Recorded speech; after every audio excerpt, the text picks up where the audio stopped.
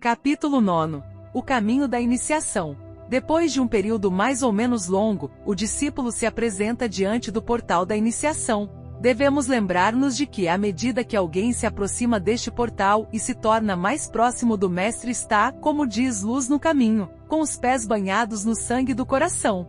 Cada passo para o alto é sempre dado à custa do sacrifício de tudo que o coração considera querido num plano ou outro, e este sacrifício sempre tem de ser voluntário. Aquele que trilha o caminho probatório e o caminho da santidade é o que considerou com justeza o custo, aquele cujo senso de valores foi reajustado e o que, portanto, não julga como faz o homem do mundo. Ele é o homem que está tentando entrar no reino pela violência, e na tentativa, está preparado para o consequente sofrimento. Ele é o homem que considera tudo perdido se não puder atingir a meta e na luta pelo domínio do eu inferior pelo superior, está pronto a sacrificar-se até a morte. As duas primeiras iniciações. Na primeira iniciação, o controle do ego sobre o corpo físico deve ter atingido um alto grau de consecução. Os pecados da carne, como diz a fraseologia cristã, devem estar dominados. A gula, a embriaguez e a licenciosidade não devem mais ter influência dominante. O elemental físico não mais encontra suas exigências obedecidas. O controle deve ser completo e a tentação morta.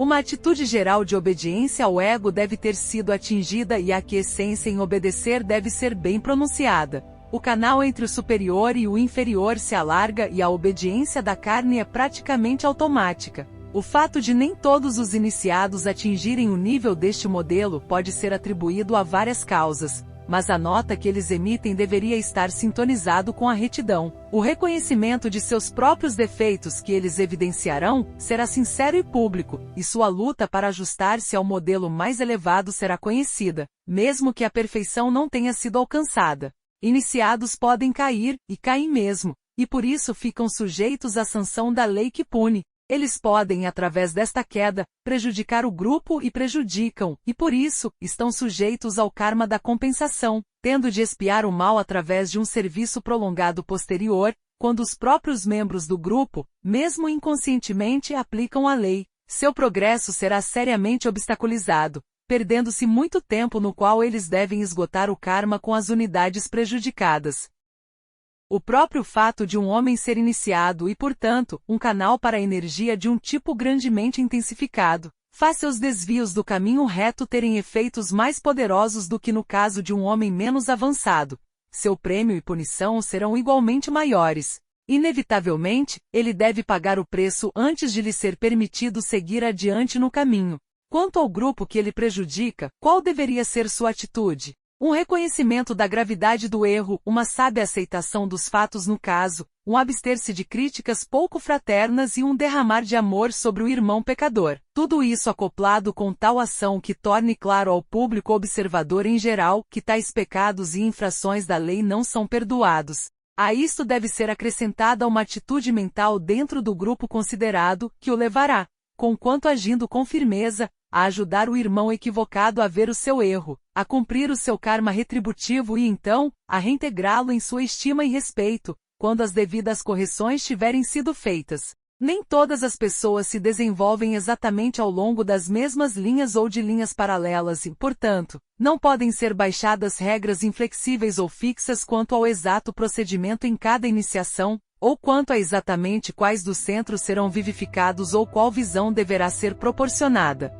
Muito depende do raio do discípulo ou de seu desenvolvimento em uma direção particular, pois as pessoas não se desenvolvem usualmente de maneira uniforme, de seu karma individual e também das exigências de cada especial período. Pode ser sugerido, entretanto, o que se segue. Na primeira iniciação, aquela do nascimento do Cristo, o centro do coração é o que é usualmente vivificado, tendo em vista um controle mais efetivo do veículo astral e a prestação de maior serviço à humanidade. Após esta iniciação, são ensinados ao iniciado principalmente os fatos do plano astral. Ele tem de estabilizar seu veículo emocional e aprender a trabalhar no plano astral com a mesma facilidade e desembaraço como faz no físico. Ele é levado a entrar em contato com os divais astrais, aprende a controlar os elementais astrais, deve atuar com facilidade nos subplanos inferiores e o valor e qualidade de seu trabalho no plano físico se tornam de maior apreço. Nesta iniciação, ele passa da câmara do aprendizado para a da sabedoria. Nesta ocasião, dá-se especialmente ênfase ao seu desenvolvimento astral, não obstante seu equipamento mental crescer continuamente. Muitas vidas podem decorrer entre a primeira e a segunda iniciações. Um grande período de muitas encarnações pode passar antes que o controle do corpo astral seja aperfeiçoado e o iniciado esteja pronto para o próximo passo. A analogia é exposta de maneira interessante no Novo Testamento, na vida do iniciado Jesus. Muitos anos se passaram entre o nascimento e o batismo, mas os 3 passos restantes foram dados em 3 anos. Uma vez atingida a segunda iniciação, o progresso será rápido, a terceira e a quarta seguindo-se provavelmente na mesma vida ou na seguinte. A segunda iniciação forma a crise no controle do corpo astral. Assim como, na primeira iniciação, o controle do físico denso foi demonstrado, da mesma maneira nesta, o controle do astral é similarmente demonstrado. O sacrifício e a morte do desejo terão sido alvo do esforço. O próprio desejo foi dominado pelo ego e apenas aquilo que é para o bem de todos e alinhado com a vontade do ego e do mestre é esperado. O elemental astral é controlado, o corpo emocional se torna puro e límpido, e a natureza inferior morre rapidamente. Nesta ocasião, o ego toma nova posse dos 2 veículos inferiores e os curva à sua vontade. A aspiração e propósito de servir, amar e progredir se tornam tão fortes que habitualmente é visto um rápido progresso. É isto que explica o fato desta iniciação e a terceira frequentemente se seguirem uma à outra, embora não invariavelmente numa única vida. Neste período da história do mundo, foi dado tal estímulo à evolução que as almas aspirantes, sentindo a necessidade externa e clamante da humanidade, estão sacrificando tudo, de maneira a fazer frente a esta necessidade. Não devemos novamente incorrer no erro de pensar que todo siga os mesmos invariáveis e consecutivos passos e etapas. Muito é feito em simultânea unidade, depois o trabalho de controle é vagaroso e árduo, mas, no interim entre as 3 primeiras iniciações, um ponto definido na evolução de cada um dos 3 veículos inferiores tem de ser atingido e mantido, antes que urna expansão adicional do canal possa ser permitida de modo seguro. Muitos entre nós estão trabalhando em todos os 3 corpos agora, enquanto trilham o caminho probatório. Se nesta iniciação for seguido o curso ordinário, o que novamente não é de todo certo, o centro da garganta será vivificado. Isto gera uma capacidade de se pôr a serviço do mestre, de ajudar o homem, no que se refere às conquistas da mente inferior e concede a capacidade de divulgar e proferir o que é útil, possivelmente pela palavra falada, mas seguramente em algum tipo de serviço. Uma visão das necessidades do mundo é alcançada e uma parcela adicional do plano, demonstrada. O trabalho a ser feito então, antes de atingir a terceira iniciação, é a completa fusão do ponto de vista pessoal na necessidade do todo. Isto enseja um domínio completo, pelo ego da mente concreta.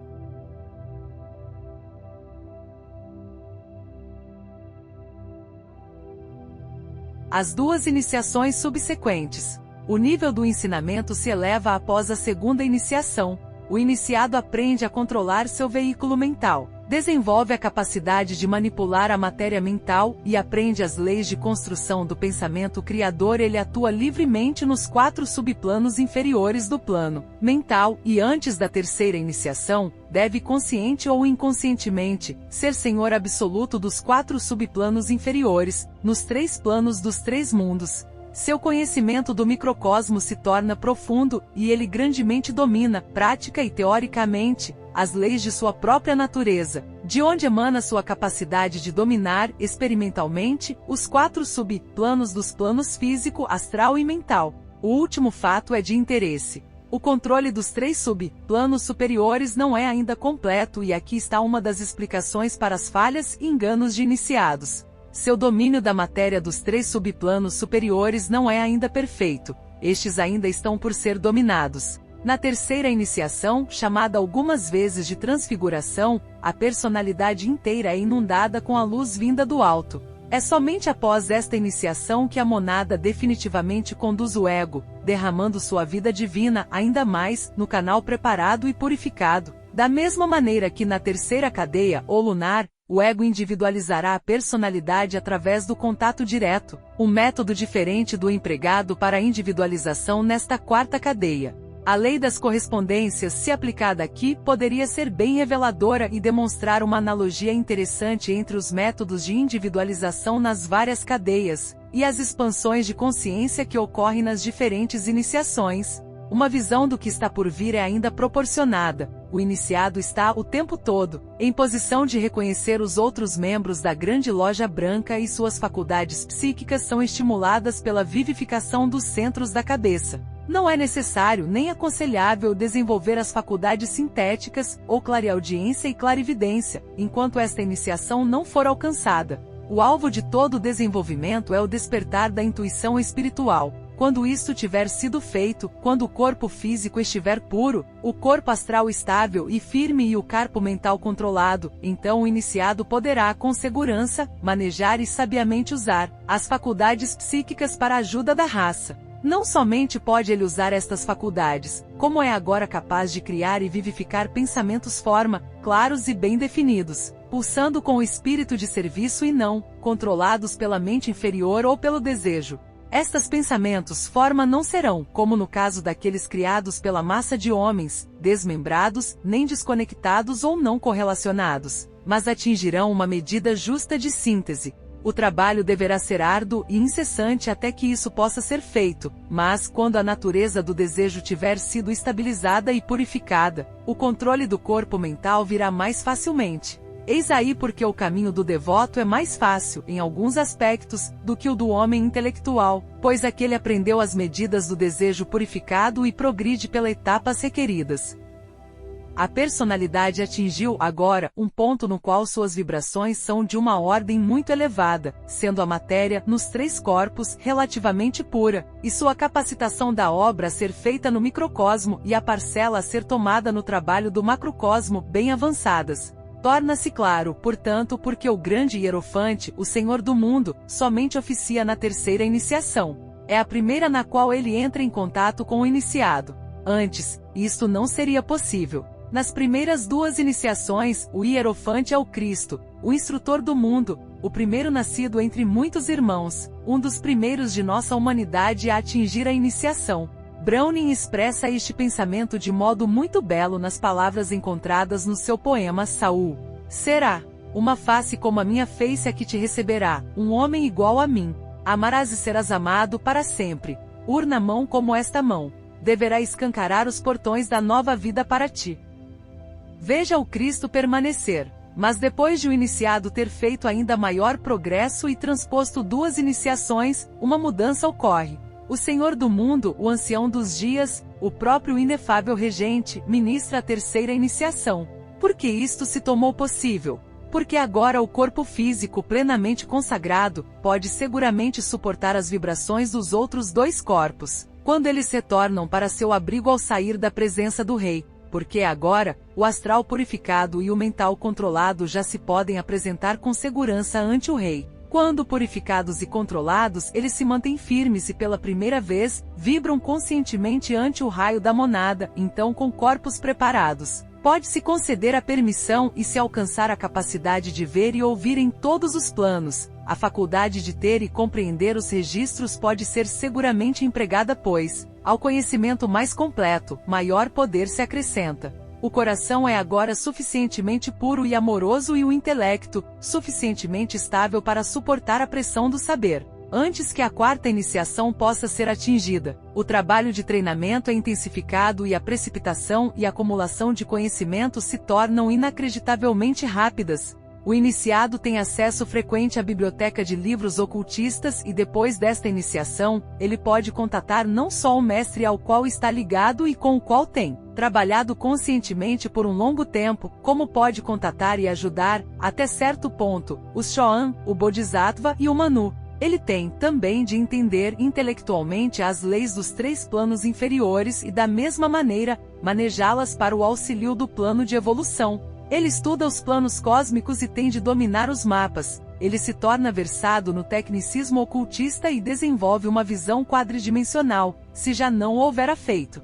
Ele aprende a dirigir as atividades dos divais construtores e, ao mesmo tempo, trabalha continuamente no desenvolvimento de sua natureza espiritual. Ele começa a coordenar o veículo búdico rapidamente e, em sua coordenação, desenvolve o poder de síntese inicialmente em pequena escala e gradualmente, em maior detalhe. Ao tempo em que a quarta iniciação é atingida, o iniciado dominou perfeitamente o quinto subplano e é, portanto, um adepto, para usar um termo técnico, nos 5 subplanos inferiores dos planos físico, astral e mental, e está bem encaminhado para dominar o sexto. Seu veículo pode atuar nos 2 subplanos inferiores do plano búdico. A vida de um homem que atinge a quarta iniciação, ou a crucificação, é usualmente de grande sacrifício e sofrimento.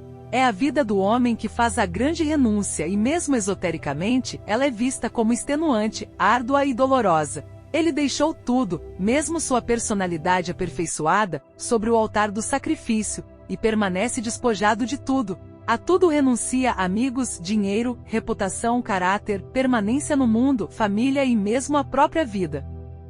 As iniciações finais. Após a quarta iniciação, já não há multa a ser feito. O domínio do sexto subplano continua rapidamente e a matéria dos subplanos superiores do búdico é coordenada. O iniciado é admitido em mais íntimo companheirismo na loja e seu contato com os divais é mais completo. Ele vai rapidamente esgotando os recursos da Câmara da Sabedoria e dominando os projetos e esquemas mais intrincados. Ele se torna um adepto no que se refere ao significado da cor e do som. Pode manejar a lei nos 3 mundos e pode contatar sua monada com mais liberdade do que a maioria da raça humana pode entrar em contato com seus egos. Ele está encarregado, também, de um grande trabalho, ensinando a muitos alunos, ajudando em muitos projetos, e reúne à sua volta os que deverão assisti-lo em tempos futuros. Isto se refere apenas àqueles que permanecem neste globo para ajudar a humanidade. Mais adiante, nós nos ocuparemos com algumas das linhas de atuação que se abrem à frente do adepto quando ele cessa de servir na Terra.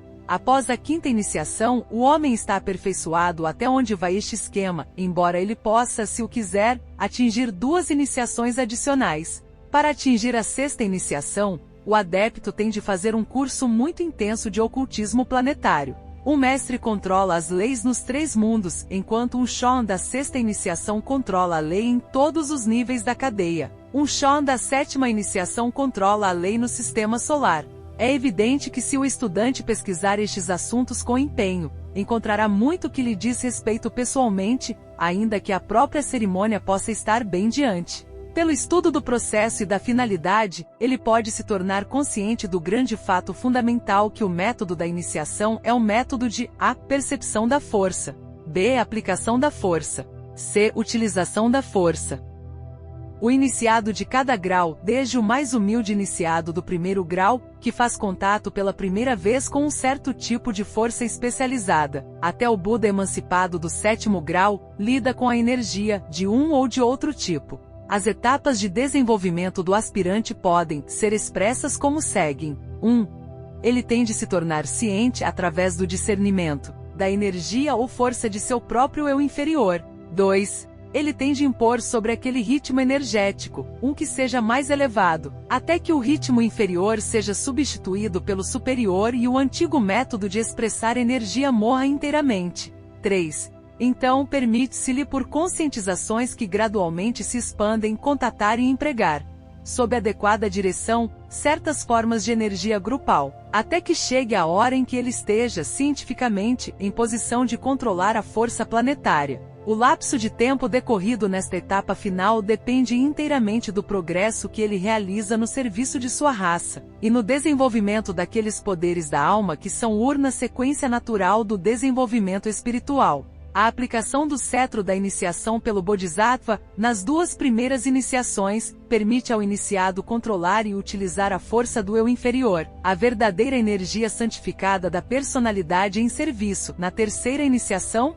a aplicação do cetro pelo iniciador único torna muito mais amplamente disponível a força do eu superior, ou ego, e traz a ação no plano físico, a total energia armazenada durante numerosas encarnações no veículo causal. Na quarta iniciação, o ego se apropria da energia de seu grupo egóico para usá-la em bem da evolução planetária e na quinta iniciação, a força ou energia do planeta, compreendida esotericamente e não meramente a força ou energia do globo material, está à sua disposição.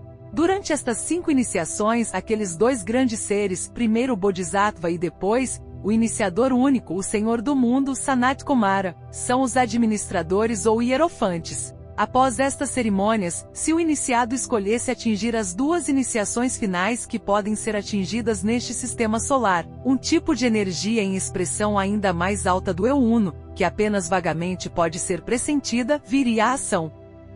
Na 7ª iniciação, o Uno do qual Sanat Kumara é a manifestação, o Logos de nosso esquema no seu próprio plano se torna o hierofante. Na 6ª iniciação, a expressão desta existência num plano intermediário, um ser que no presente deve permanecer anônimo, maneja o cetro e administra o juramento e o segredo. Nestas 3 expressões de governo hierárquico, Sanat Kumara na periferia dos 3 mundos, o ser inominado nos confins dos planos superiores da evolução humana e o próprio espírito planetário na etapa final, temos as 3 grandes manifestações do próprio Logos planetário.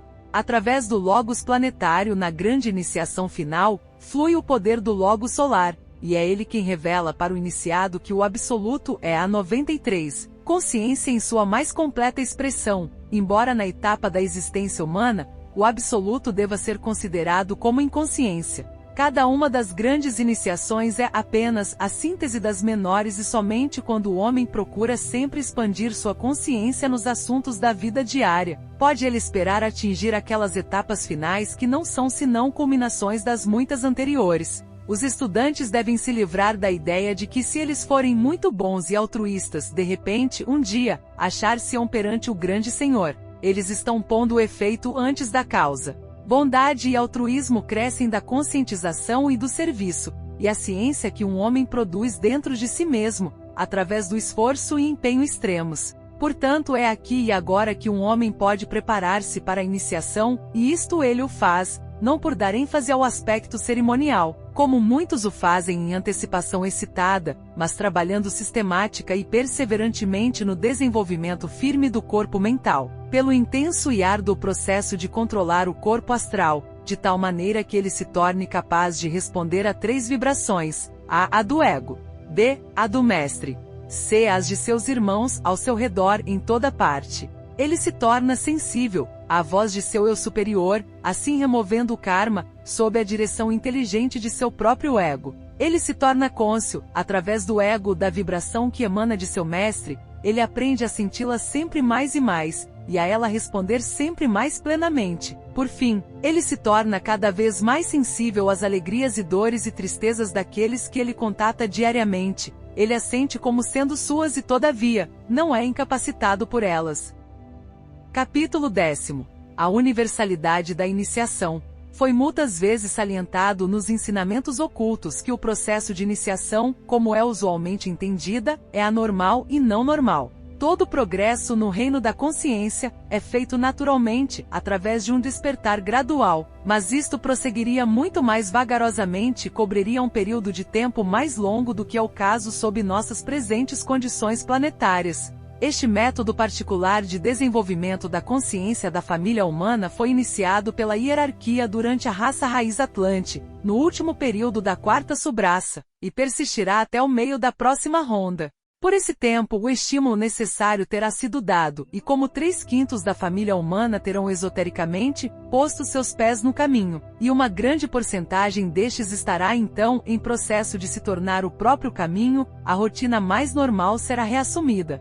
A iniciação nos vários planetas. O processo de estímulo de egos humanos por meio de instruções graduais e a aplicação da força elétrica dinâmica do cetro são empregados, na época atual, em 3 dos planetas de nosso sistema. Ele é instituído durante cada 4ª ronda e seu interesse peculiar jaz no fato de que a ênfase para a 4ª hierarquia criadora, em cada 4ª cadeia e globo, durante a 4ª ronda, é posta na 4ª iniciação, a da crucificação. A 4ª hierarquia criador é a grande expressão da vontade consciente e do sacrifício do Logos solar e o grande símbolo da união inteligente do espírito com a matéria. Eis porque a 4ª iniciação, com sua apresentação destas verdades cósmicas e sua epitomização do propósito dente sacrifício fundamental, tem um lugar proeminente. O estudante deve lembrar-se que os outros esquemas planetários, embora fundamentalmente iguais ao nosso quarto esquema, têm, todavia, diferenças profundas na manifestação, devido às variadas características e ao karma individual do logos planetário ou raio em encarnação. Estas diferenças afetam o processo iniciático em ambos seus aspectos, cerimonial e altruístico, e a aplicação do cetro, pois o tipo de força que ele manifesta, quando trazido em conjunção com a força diferenciada do tipo planetário, produz resultados variados em natureza e grau. As épocas de iniciação. Os egos em encarnação em qualquer planeta serão, de acordo com o tipo de raio, facilmente estimulados ou não, conforme seja o caso. De acordo com as condições astrológicas, isto produzirá períodos mais curtos ou mais prolongados de desenvolvimento, anteriores a cada uma, ou entre as iniciações. O fenômeno elétrico produzido nos planos superiores, à medida que as unidades humanas mais e mais se ascendem esotericamente. Deve ser lembrado que o sistema solar inteiro, com tudo que está incluído nele, está se expressando em termos de luz, e que a iniciação deve, portanto, ser considerada como um processo em que os diferentes pontos de luz, ou centelhas humanas, são estimuladas. Sua irradiação e temperatura aumentadas e o raio da esfera da influência de cada luz ampliado.